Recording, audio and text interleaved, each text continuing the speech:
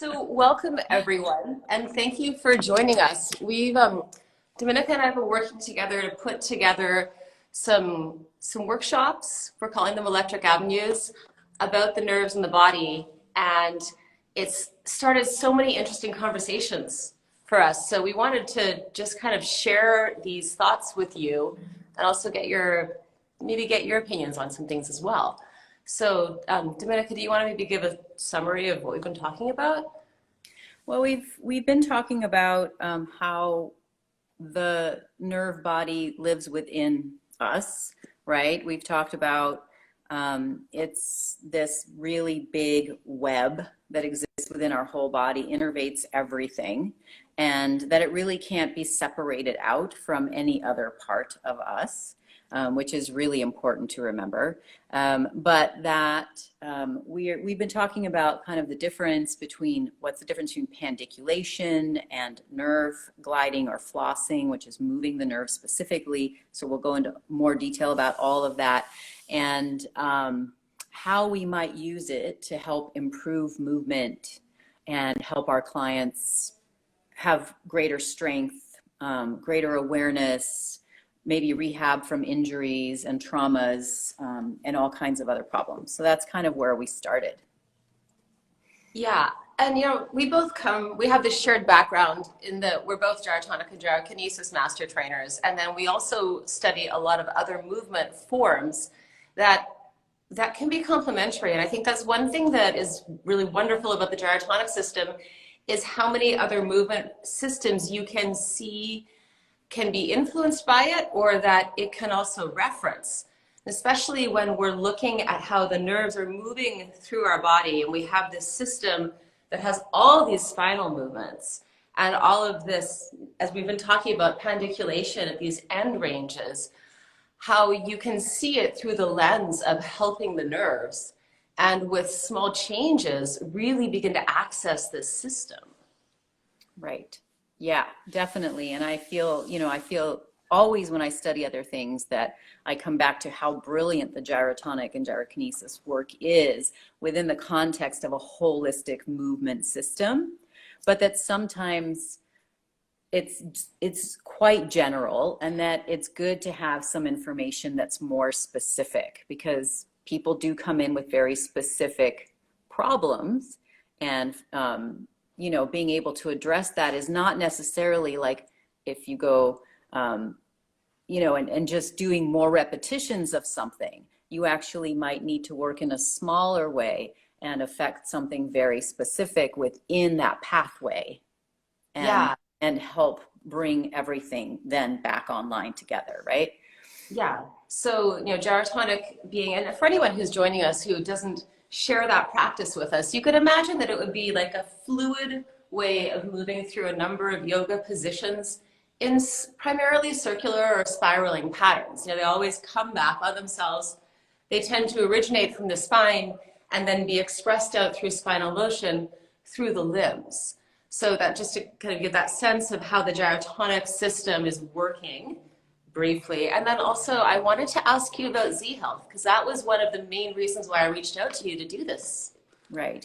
So in my studies with the Z Health Performance program, there are a lot of attention to how the brain and the spinal cord and the nervous system drives all the other things. A lot of attention paid to higher orders, in the sense that rather than training proprioception, which is what we do when we teach movement most of the time, is that we actually want to go a little higher up and look at how the brain is functioning, looking at vision and the vestibular system, but then going even into the cranium, into the spaces of the spine, and looking how all of that is a player in overall function and capacity.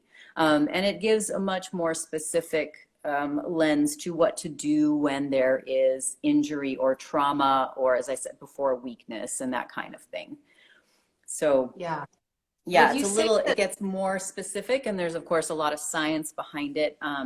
But honestly, as I've said many times to you personally, I still don't feel like I have all of that under my belt. Like, I can't really articulate all the spinal pathways through the brain stem and everything else. But I do, because of all my experience moving, have a sense of how to use it within the context of the movement practices that I teach so much.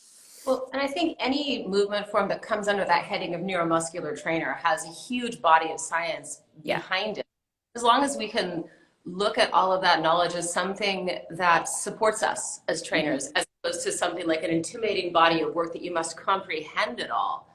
Right. You know, it's there to actually illuminate what we're already doing and to fine tune it. Right. And one other piece of the Z Health training that's quite powerful is very following two things. One is that we use gait as an assessment, in the sense that we look at how people are walking to see where there is something amiss. So when you're walking, you know, ideally in a really good gait, if your midline is really stable, your feet would be quite parallel, walking fairly close to each other underneath you. There would be, you know, a natural figure eight in the pelvis. There's natural spinal rotation. The arms are swinging by the sides. The head is upright. You know, the eyes are seeing both peripherally and focally. So there's a lot to assess within that. But, you know, so many of us have little habitual tendencies in our gait, walking with one foot out. When I'm stressed, my right arm swings out and walks really, you know, swings wide. It doesn't.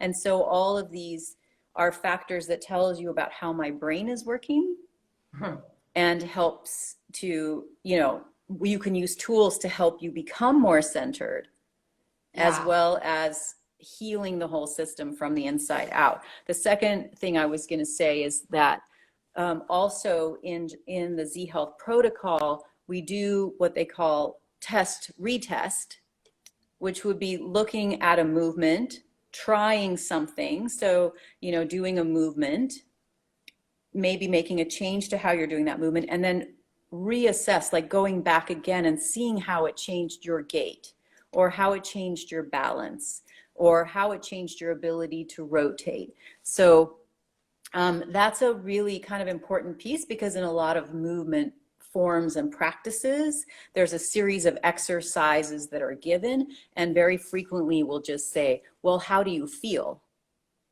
And I have so many clients who don't even respond. I mean, they'll just be like, fine. And I'm like, that's not exactly what I'm asking. So it's probably not the right question. But again, you know, we can get more specific then within something and say, you know, how does your spine feel, or how's your forward bend now? If you do, you know, 8 of these to the right and 4 of them to the left, is your forward bend better? Kind of that. So that's a way of framing that. And that's why I love a good baseline too, because as healing, you know, we tend to take whatever current state we're in and project that out as though it's a permanent thing. And, you know, we forget pain. I mean, how many times have you had a client and you solve their back issue, solve it? I mean, that's a pretty grandiose term. But anyhow, let that. So something is clearly moving better, and they just kind of forget that they were hurt and before, until there's some type of reminder. So if we think about a baseline as a way of going back and actually seeing how there is some type of market improvement, it's much easier. Or maybe there's not a market improvement, but either way, it's a neutral way of testing that versus that subjective, oh, well, how do you feel? Or how do you think that might be? Or I see it as being different. Right. And, you know, we have these mind-body exercise systems that we teach. And I think that any level of mindfulness and movement is going to be looking at how the brain is working with the body and our level of awareness. And that also does bring in our emotional state. The thing is, especially with the nerves, if we look at that pathway, you know, everything is originating from the brain, and then it's traveling through this information superhighway of the spine. And there's all of these different arteries that are coming off of the spine at different places. Right. And this, the understanding of our nerve map becomes so helpful if we're looking at movement and people are missing something. Right. Right. Yeah, and it's easy sometimes to overstretch nerves too, and I think that's why it's important to talk about them. You know, you and I both discussed, like, coming from dance backgrounds, and it's such a tendency to want to do more and be like, oh my gosh, that feels good, do it more, do it more, do it more, and yet if we're not conscious about how much we're stretching, we could actually overstretch the nerve and cause an injury or a trauma that may not show up right in that moment, but then later on down the road, or some kind of repetitious movement, depending on how we're built and how we're put together. You know, even for example, you and I discussed this, when I do certain patterns in gyrokinesis, I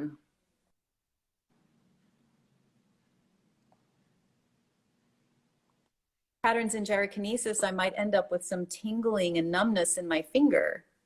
And that's because that's telling me that I've overstretched some nerve, in a peripheral nerve in my hand, coming from my neck because of something I did in the, you know, in that repetition, and that either I need to do less, or I need to work on strengthening it, or I need something else. So, you know, it can kind of give us a way in to consider, why is something happening repeatedly?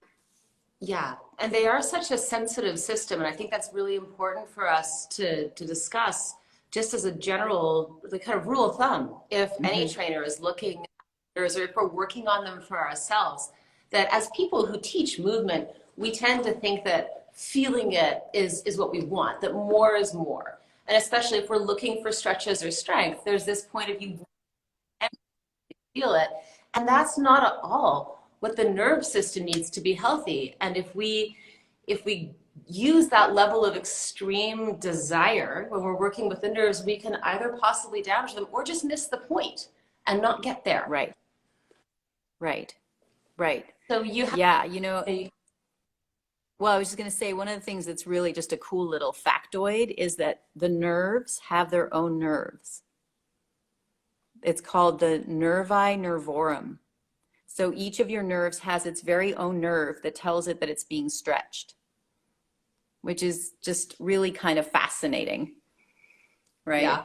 It doesn't exist in a void. It actually has its own little nerve body. Yeah. That tells it how. Yeah.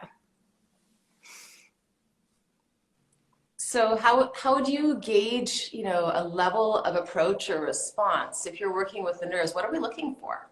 Well, the way that we've been taught in the Z Health protocol is using a gradient, like they often do in pain clinics and stuff, of, you know, you have 0 to 10, right?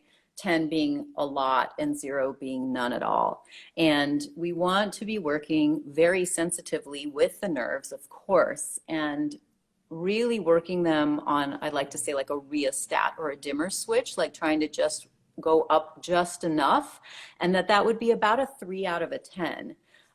Which is really a very low level of activation. So, you know, some of our tighter clients, we know they can't even stick their arm out to the side and extend their wrist because there's just so much tightness that, you know, we've got to be really careful about how we try to facilitate more movement there. So more isn't better in this case, because we have to be sensitive about the information that's coming back to the spinal cord.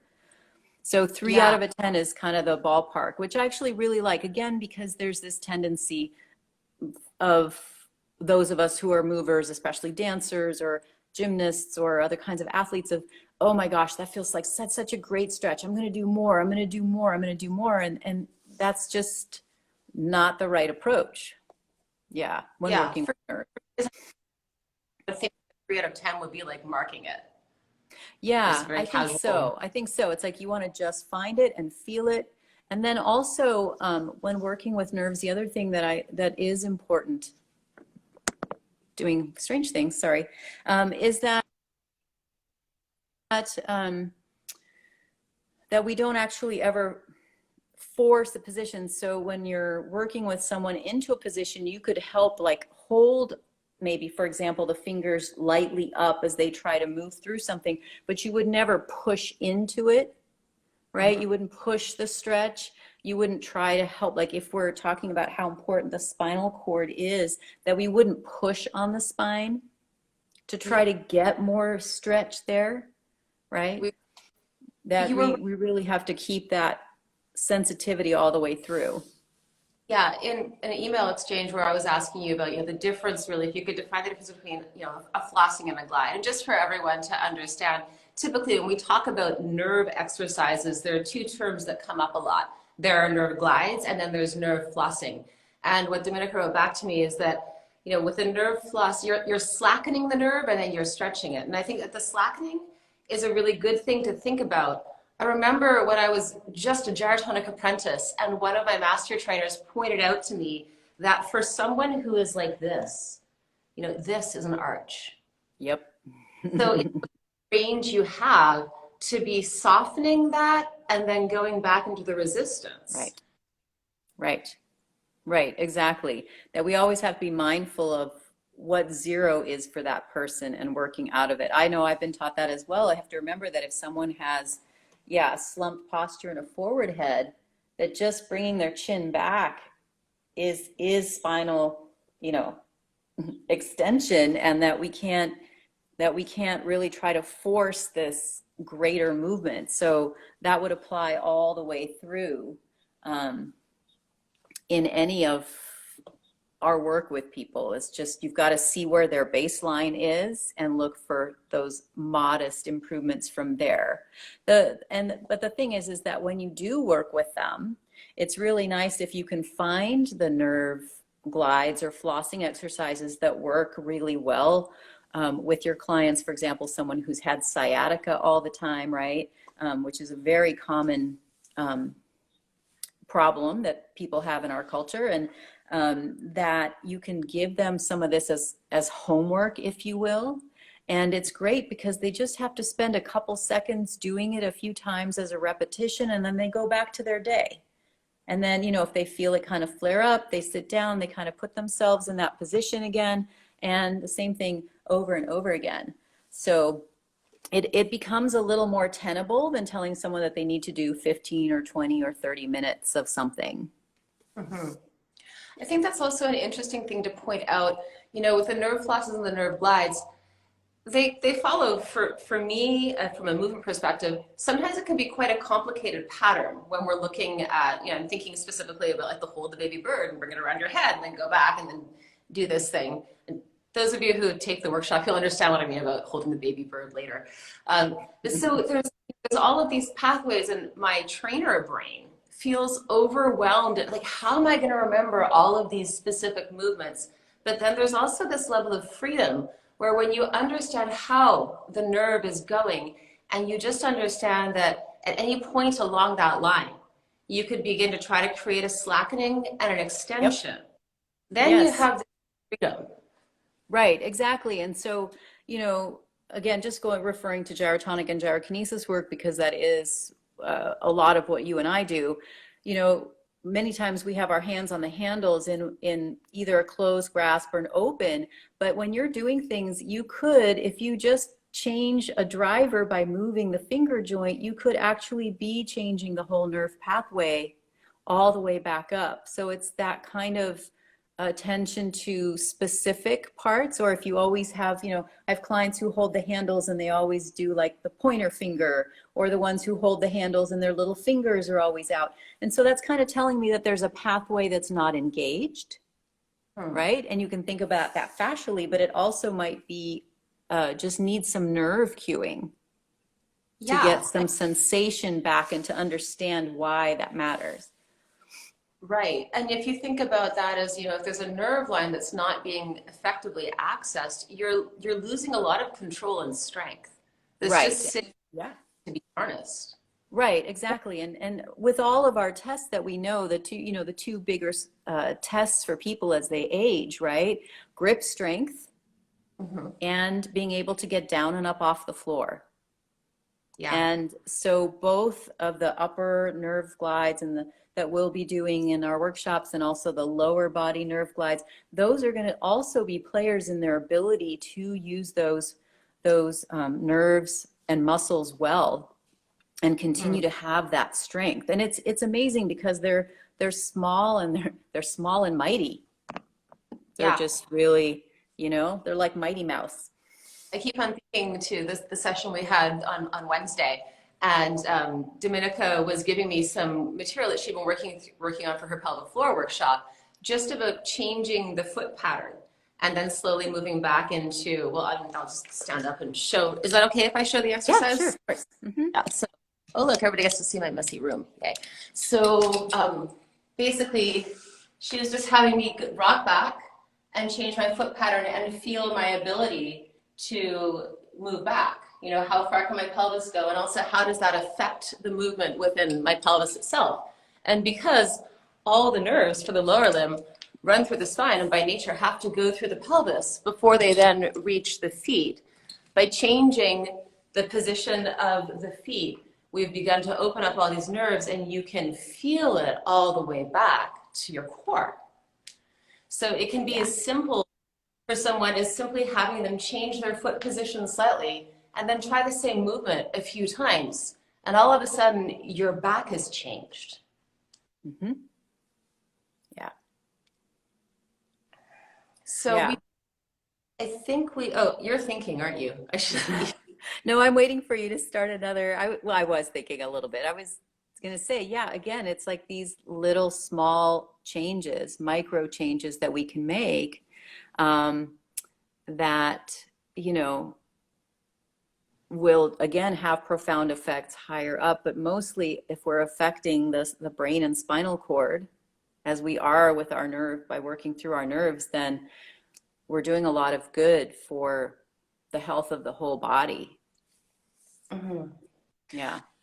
So I just want to check with everyone quickly because I see that Anne pointed out that there's no audio on her side, and she thinks it's her own phone's problem.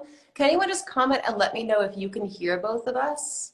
Just gonna wait and see if I can get a comment from anyone. Hey, Pantoja, can you just let me know? Can you hear us both? Hi there. Can you hear us? Huh. I'm just going to check and see. You know, I'm not getting anyone else saying that Yes. So, okay, great. Yes, they can hear. Okay. Thank you. Thank you so much. So to go back, we had a pretty interesting discussion that jumped onto the Gyrotonic and Gyrokinesis trainers page, I think. And it's talking about pandiculation, which I think that we should probably explain for everyone first, and then how that can relate to the neural patterns that we're trying to train. Mm-hmm. So, Dominika, would you mind explaining what pandiculation means? Well, pandiculation it's actually, it's an instinctive behavior, right? We see it all the time in animals. I've been actually grousing on my husband to try to be more like an animal now. I'm trying to remember to do it myself. That it's, you know, we see animals do it when they've been at rest and they get up and they're about to move. But the first thing they do is they find a way to stretch. And you see them always doing these very elongated stretches where they reach their front limbs away and kind of stretch their spine, and then they reach their back limbs, their hind limbs away. And they're basically what they're doing is they're resetting their nervous system in relationship to gravity, which, you know, I always just thought, oh, it just feels good to stretch and yawn. But it's actually because they've been lying down. So they have to reset their nervous system in relationship to gravity. And I thought, gosh, we as humans, we're really not that smart, are we? Because that's not what we do when we've been sitting for a long period of time, when we've been lying. It's not our first thing to actually, you know, get up and start putting ourselves back together in relationship to gravity. So it's really that, and it's taking all of the individual muscles and establishing neural connections. That's what pandiculation is doing. It's affecting the soft tissue, the bone, and every tissue in our body. And so it's just kind of putting everything of our web, our entire ecosystem, back into kind of like a reset, trying to give it homeostasis before we start moving. So when Julio is, you know, especially in gyrokinesis, and he's constantly trying to cue us to get that sense of a yawn, or there's that shuddering yawn, or the satisfaction, it's this quality of movement that we're trying to incite within these long-range circular patterns where it's not disconnected, but it's reaching back for a sense of satisfaction to the core. And this was really exciting for the gyrotonic community to understand when there was all this research that came out talking about how good that was for the body, because it's what we do naturally. And then Dominika, I think you've frozen, so I'm going to wait for you to just kind of come back into unfreezing. I'll just keep on explaining. Oh, okay, I lost Dominika. She's going to probably get right back in. Until then, I'll see if I can take over. She's the really knowledgeable one about all these systems. But you know, I know a little bit too. So with nerve flossing and gliding, because the nerves move through our fascia and our muscles, they're going to be accessed when we start doing these pandiculation movements.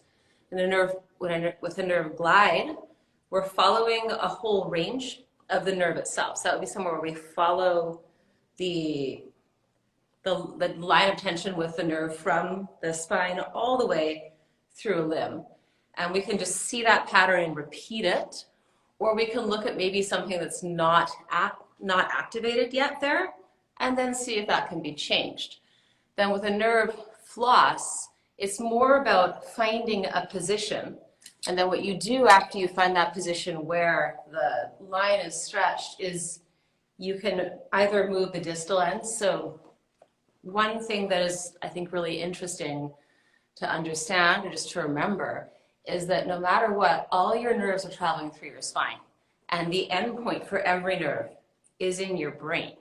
So whatever position you put yourself in where you find a nerve stretch or a nerve extension, let's say, just by moving the head, you're beginning to activate that one particular line. And if we go through a range of motion where you don't feel the same kind of stretch or the same awareness, there might be a possibility of holding that position and then creating a little bit of flossing in it to ease up the nerve line or to reactivate that. So I hope that makes sense. I'm feeling a little bit like I just lost my partner here. And what I might do, she had to, okay, I'll bring you back in. There she is. Let me see if I can invite you. Yes, we definitely want you to be. Go live. Okay. Okay, I'm waiting for you, Dominika. Because you did. Sorry about that. I was listening to you. It was great, but my connection went bad. Can you elaborate us all the science, please, on flossing and sorry, I don't know that I can do that right now. The voice of God, come on. So I'm sorry, can you recap tiny bit what you were saying, and then I'll try to. So I was trying to talk about the difference between pandiculation and nerve flossing and glides, and how they can be very similar, possibly all accessed within the same movement, but they're a different quality or a different range of motion that we're looking for depending on what our choice is.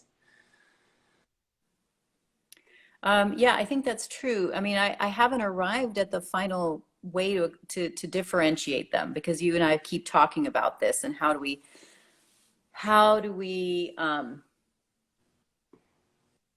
differentiate them in terms of quality of movement. And I think we do want to think about the nerves with the same kind of quality that we're doing pandiculation, where there's kind of a massaging feeling. We certainly, even though we're talking about tensioning per se, it's not like we want to create this really super hard vibration, because we were talking about it being a 3 out of a 10, right? In terms of level. So it's more like I think that's why they use the word flossing, gliding. It's like we want to free up any part of the nerve that's entrapped in that fascial body, or in another way at a joint, right? Caught between a tendon and a ligament or whatever. And so we want to kind of go in there and kind of massage it, if you will, and invite it to come back, and free itself so that it can have its most power. Yeah, and I'm just remembering, with all the reading, something that really clarified for me the movement around that is that a nerve can be entrapped because muscles are tight or there's a misalignment. And anywhere along that line, I keep on talking with my arms here. So say I have like muscular tension in my bicep.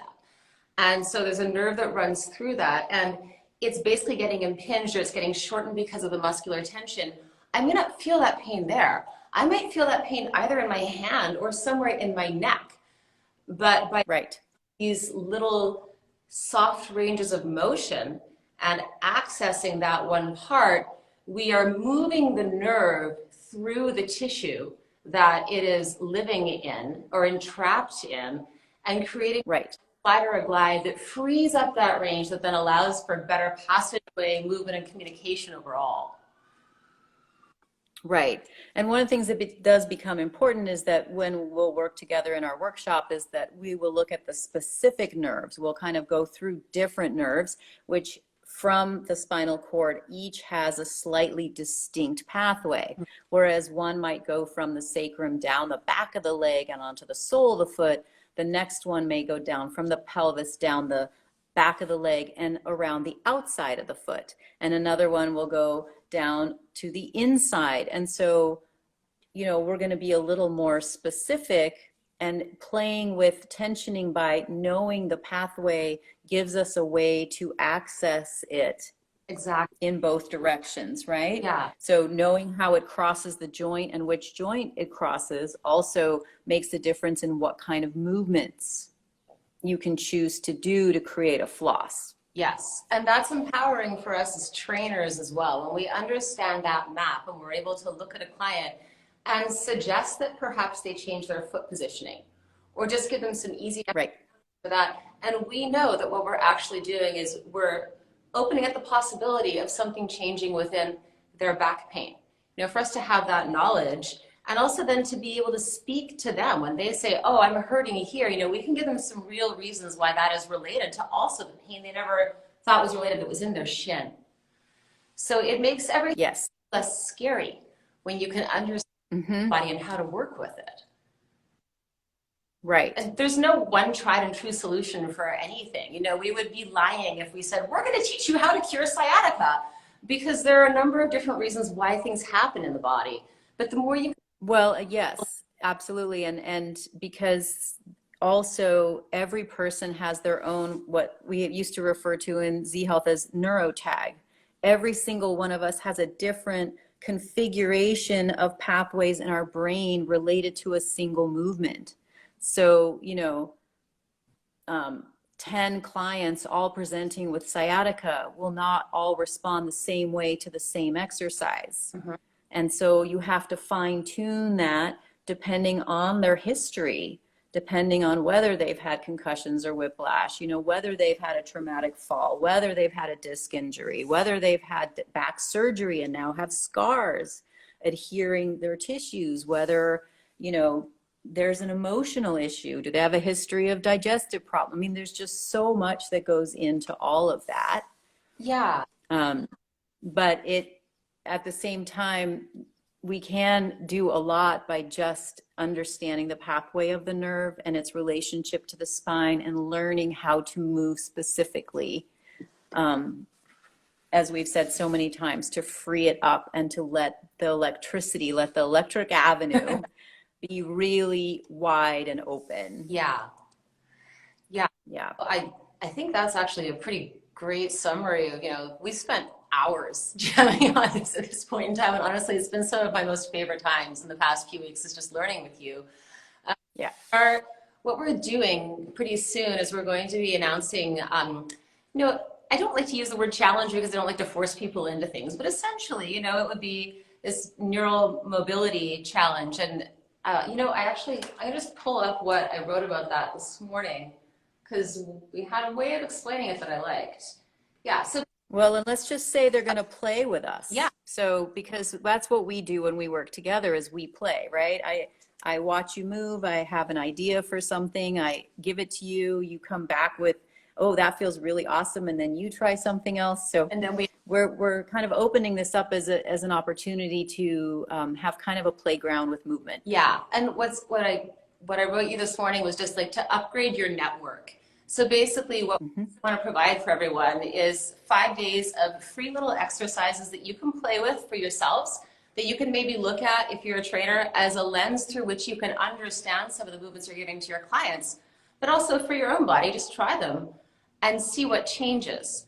And so we'll be announcing that officially soon on our list and also on Instagram. You'll be able to sign up for that if you just want to get these 5 days of free exercises to your inbox. And then we've also got some dates for our workshops that now we've set. So the first one is going to be on May 7th. I believe that's Friday. Yeah. And then we also have one in June that I don't have in my head right now. Do you remember what our date is for that? No, it's the, That. I have to look at the calendar, sorry. Okay. I should have written them down, yeah. Yeah, well, we'll write that information. So yeah, that pretty much covers everything. What do you think? Is there anything else you want to add? No? All right. Well, everyone, thank you for joining us. This was great. Oh, yes, it does. We think it's fabulous too. Thank you. Yeah, thanks for saying that. We hope it'll be really fun for everyone and that you'll find some really useful tools for your movement practices. All right. Well, have a great Saturday. Bye, Dominika. Bye. Bye.